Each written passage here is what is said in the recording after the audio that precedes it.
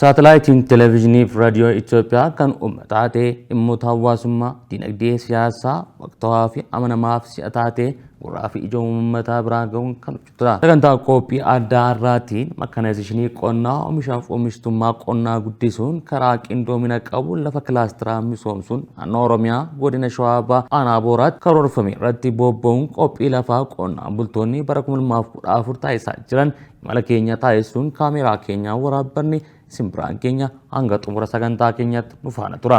Guddina biyyaa ariifachiisuu ce'umsa dinagdee qonnaan durfamu irratti industiriin dursuun qonna ammayyeessuun murteessaadha.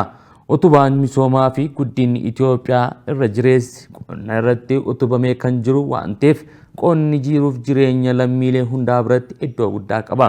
Akkuma yeroo baay'ee irra deddeebi'amee dubbatamu dinagdeen Itoophiyaan qabdu keessaa parsantaan 80 ol qonnaa fi bu'aawwan qonnaa irratti kan hundaa'edha. Haa ta'uyyuu malee biyyi kun misooma qonnaa ishee irratti hanga fayyadamuu qabdu hin fayyadamne jechuun ni danda'ama. Sababawwan garaa garaatiin guddina isarraa eegamu galmeessuu hin dandeenye.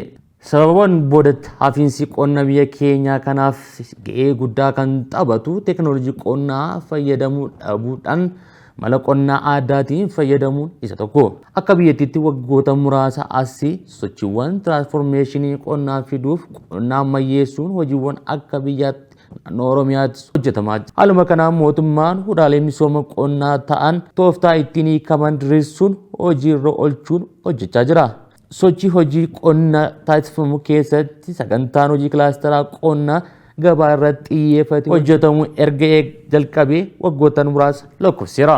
Kanumaan wal qabatee yeroo ammaa godina Shawaa Bahaa Aanaa Booraatti hojii kilaasteraa horii qonnaan bultootaa gosa midhaan tokko akka oomishu gochuun karoorfamee hojjetamaa jira.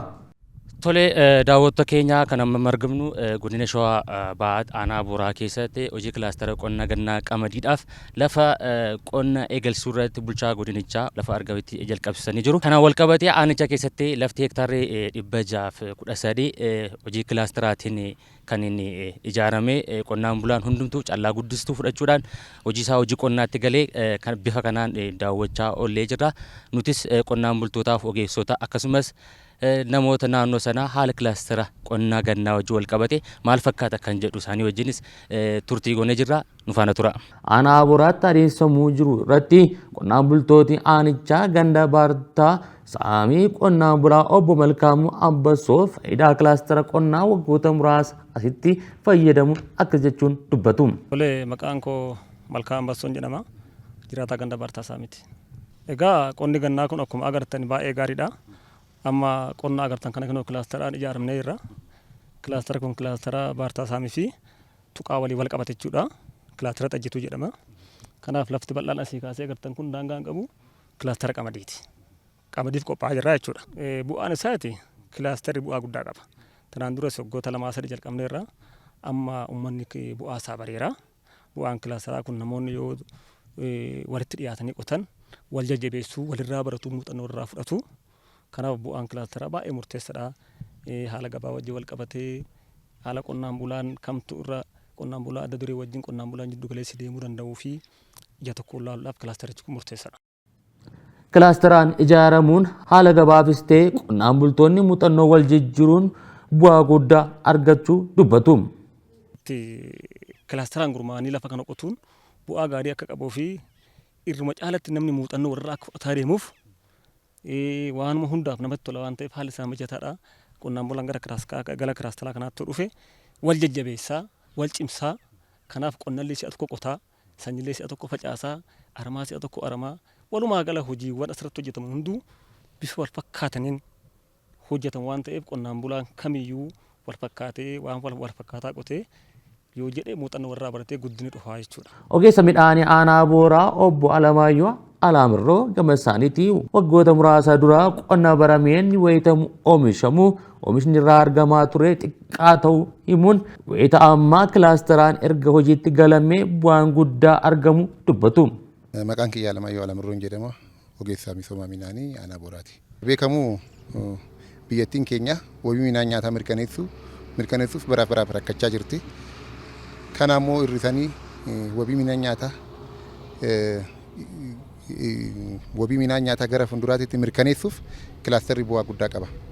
Maaliif ta'e waggoota 4-5 gara dubaatti deebinee hojiin kilaastera ala hojjetamee oomishtummaa isaa olaallu fi har'a kilaasteraan waggoota dabran kana keessa kilaasteriin ijaaramee hojjetamee oomishaaf oomishtummaan isaa garaagarummaa guddaa waan qabuuf kilaasteraan adeemsa kilaastera kanaan gujumaata kanatti fufee yoo deemne wabii midhaan nyaataa mirkaneessuu gahee guddaa akka inni qabu arginee jirra. Maaliif kilaasteraan dura boqqolloon oomishtummaan keenya 42 irra jira. Egaa kilaasteraan ijaaramne booda 70 80 akkasitti siqaa jirra qonnaan bulaa keessa jechuudha. Kanaaf qonnaan bultoonni muuxannoo qaban qonnaan bultoonni muuxannoo hin qabne kilaastera keessa walitti qabnee yoo ijaarru tokko tokkorra baratee oomishaaf oomishtummaa isaa dabaluurra gahee guddaa akka inni qabu arginee jirra. Kanaaf hojimaanni kilaasteraa bu'aa asii jedhamu kan hin qabne ta'uusaa mirkaneessinee jirra jechuudha. Akkuma argitu kilaastera babal'aa kana duraan aanaa keenyatti ittiin argitu waggoota 4 booda akkanatti hojjetamee as gahee jira. Kilaasterri hektaara 5 hektaara 10 hektaara 15 ta'e har'a akkuma ilaaltu hektaara 300 400 500 600 gahee jira jechuudha. Kilaasterri akkasitti ijaarame. Kanaaf kilaastera boqqolloo osoo ilaallu garasitti amma gara hektaara 380 naannoo hektaara 400 kan ta'u bakka tokkotti boqqolloon ijaaramee jira. Ganda hundaarra kilaastera guguddaatu qabna. Kanaaf oomishtummaa keenya dabaluuf gahee guddaa akka inni qabu kilaastera egaa hojjetamee booda arginee jirra jechuudha. Kanaaf bu'aan kilaastera lakkoofsaan qabu jechuudha. Yeroodhaa gara yerootti qonnaan bultoonni kilaasteraan ijaaramuun ta'anichaatti parsantii 80 ga'uu himuun fedhiin qonnaan bultootaa dabalaa dhufus ni dubbatu. Qonnaan bulaa kilaastera kana hubatee fudhatee hojiitti seenaarra biiroo keenya dhuftee amma ragaa san laalte qonnaan bulaa yeroodhaan kilaasterri ijaaramee kan dhufe baay'eedha. Gandoota hundaarra lafa hektaara 32,000 fi 439 qabna. Kana keessa parsantii 85 kilaasteraan uwwifame jechuudha. Akkana keenyatti barana parsantii 85 jechuun gara hektaara 27,000 fi 500 ol jechuudha. Kana keessa jabaannee hojjennee oomishtummaan isaa hammam akka inni dabalu laaluun murteessaadha. Gara qonnaan bulaatti yoo ta'e fedhiin isaa yeroodhaan kilaasteraatti akka deebi'u isaa kilaastera guddaa kana yoo ilaaltu inni ragaa guddaa ta'a jechuudha. Kanaaf gama callaqdisuutu nu ilaalte callaqdisuun akkuma beekamu akkuma biyyattiitti barana harkifatee seenee jira. Yaa wannoon isaas gatiin isaas qaala'insi jiru wajjin dabalee jira. Haa ta'u malee qonnaan bulaan yeroo amma xaa'oo seenee kanas fudhachaa jira. Yoo rabbi jedhee roobni immoo nu galnaan dafnee facaasuuf qophiidha jechuudha. Amma asirra kiiloomeetira tokko deemtee san booda amma xaa'oo raabsamaa jira. Qonnaan bulaa 400-500 kan ta'u achitti amma qonnaan xaa'oo fudhachaa jira jechuudha. Kanaaf gatiin isaa dabalamu qonnaan bulaan xaa'oo fudhatee hojjechuuf qophii akka ta'e ni mul'isa jechuudha. Mootummaan mekanaayzeeshinii irratti xiyyeeffachuun galteewwan qonnaa irratti hojjechuu akka qabus ogeessi kun ni dubbatu. Tokkoffaa mekanaayzeeshiniin akkanatti babal'achuu qaba. Gara fuulduraattis mekanaayzeeshiniin bakkeen jirratti oomishtummaa dabaluun hin danda'amu. Kana mootummaanis xiyyeeffannoo itti kennee hojjechaa jira. Akkuma argitan tiraaktaroonni amma mul'atan keessa baay'inaan harka 60 kan qonnaan bulaa liqiidhaan dhufe jechuudha. Mekanaayzeeshiniin ammatti akka guddachaa dhufaa jiru laaluudha. Bakka mekanaayzeeshiniin guddatutti immoo kilaasterri akkanatti babal'achaa jira. Bakka kilaasterri babal'achaa jirutti immoo oomishtummaa dabalaa jira. Bakka oomishtummaa dabaluu keessatti immoo nyaata mirkaneessuu wabii nyaataa mirkaneessuun gahee guddaa qaba. Galiin qonnaan bulaa dabalaa jira. Kanaaf yoo rabbi nu qarqaaree waggoota 4-5 booda biyyattiin teenya nyaataaf of dandeessitee hundi keenya rakkoo keessaa kan itti ba'u abdiin qaba. Abbaan adeemsa hojii misoomaa fi eegumsa midhaan aanichaa obbo Ndaalee Xilaawun gama isaaniitiin waggoota muraasaa aanichatti hojii kilaasteraa hojjetameen jijjiiramni guddaa fi bu'aan guddaa argamu dubbatu. Hojii kilaasteraa kana eega jalqabne waggoota 4-5 lakkoofsisnee jirra. Kana keessatti jijjiiramni jiru qotee bulaan gara kilaasteraatti baay'inaan dhufaa jira. Lafti keenya baay'een isaa kilaasteraan uumamaa jira. Kunis bu'aan isaa maalidha? Qotee bulaan wal gurmeessee hojjeta hojii hundaa. Qotee bulaan tokkorra ilaala hanqinoota jiran waliin fooyyessaa deema waliin hojjeta. Kun humna olii ta'a jechuudha. Gara biraatiin midhaan naannoo tokkotti yoo qotamu dhibeedhaaf illee haalli itti saaxilamu hin xiqqaata jechuudha. Bal'inaan attaak hin ta'u ilbiisa shimbirroo adda addaatiin baay'inaan hin miidhamu. Akkasumas immoo eegumsaafis haala mijeessaa jechuudha. Qotee bultoonni naannoo tokkotti wal deeggaraa eeguu waan ta'eef oomishaaf oomishtummaa daran dabala jechuudha. Yaw kanaan dura qotee bulaan yaw bifa harcaatti hojjetaa ture. Itti fayyadamni callaa guddistuutu illee bara baraan dabalaa jira. Sanyii filatamaa fayyadamuun illee bara baraan dabalaa jira. Bara kana keessattuu kilaasteroota gurguddaadha kan ijaarre.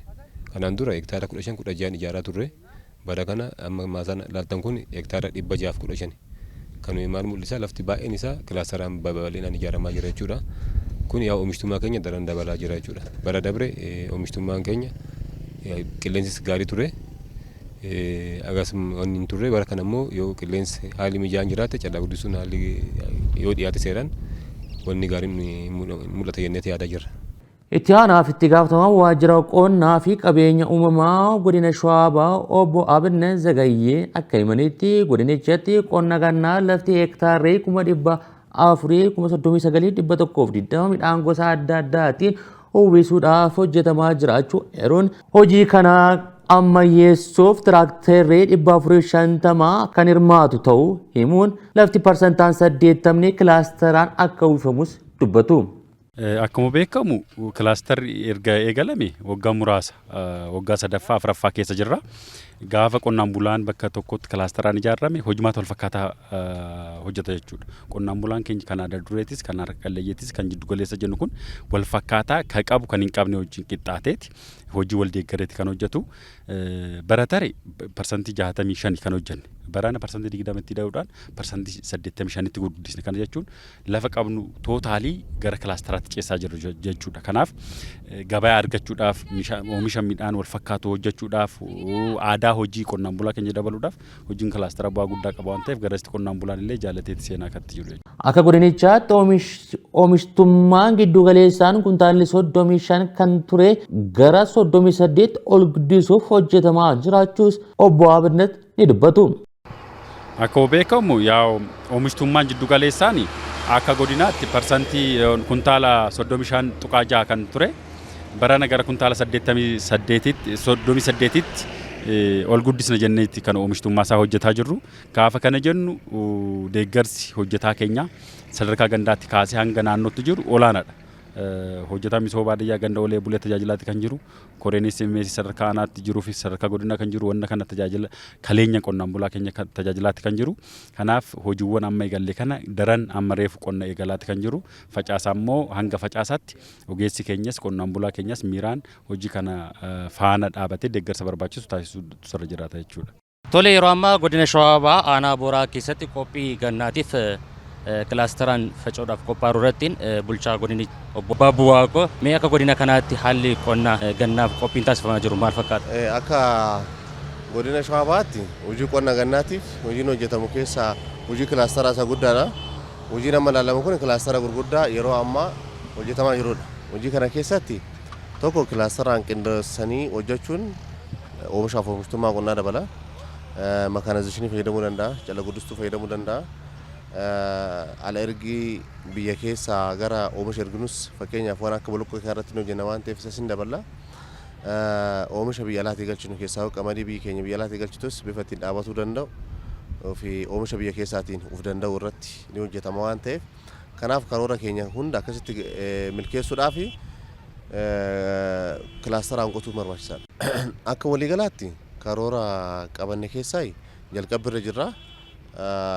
Inni guddaan kilaastera hundeessuudha. Kilaastera hundaa'u kuni tokkoffaa yaadaan walitti dhufeeti qotee bulaan kan hundaa'u mariidhaan hundaa'a.